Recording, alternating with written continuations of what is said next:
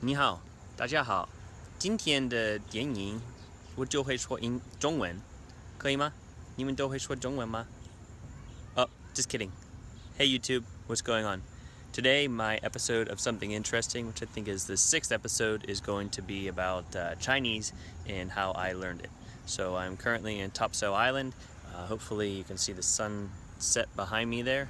We're down here on a family vacation.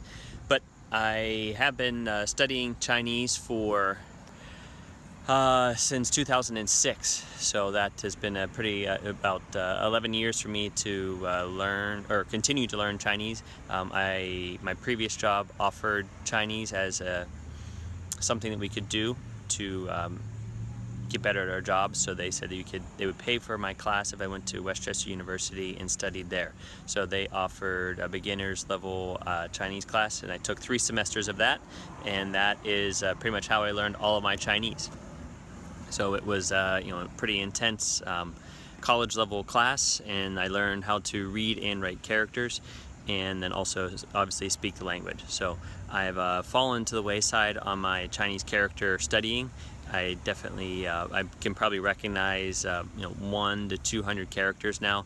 At the peak of my studying, I was right around 600 or 700. So you're considered to be fluent in Chinese characters if you can read about 1,200 characters. So I'm very far from that now, but it isn't necessarily a priority of mine. I use Chinese on an everyday in my work setting, especially whenever I am in China.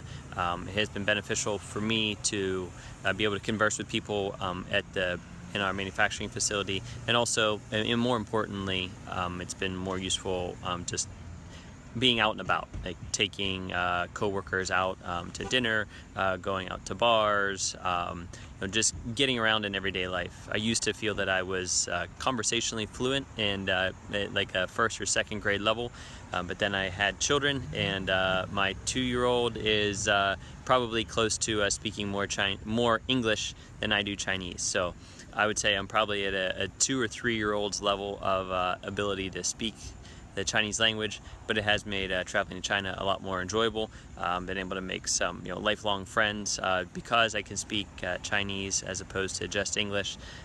It just helps you to break down a lot of barriers and to get to know somebody a lot better. So I still have a lot to learn, but at this point in time, I'm satisfied with the level that is at, and I need to dedicate hundreds of more hours to get to that next level, and to be able to. The end goal, I think, the next level for me would be to be able to speak and hold technical meetings at work. So that would most likely require me living in China full-time and conversing only in Chinese for that period of time. So that is not in the cards right now, so I am just leaving Chinese at the level that it is right now, and just use it to make my travel to China more enjoyable.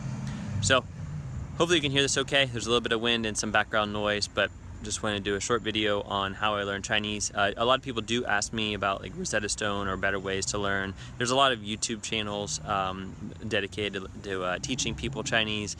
Rosetta Stone we did try to use whenever my wife and I lived in China for the summer of 2008, and I didn't really find it productive for her, and I don't think it's a good way to learn the language.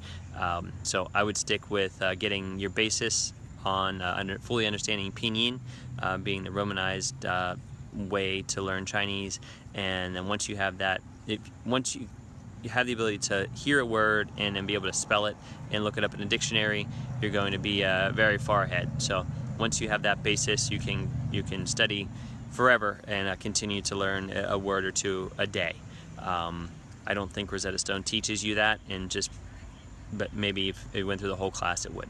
So hope you guys are enjoying these videos. I'm going to get back to picking up some food for our dinner and heading back to my family. So we'll talk to you guys next week.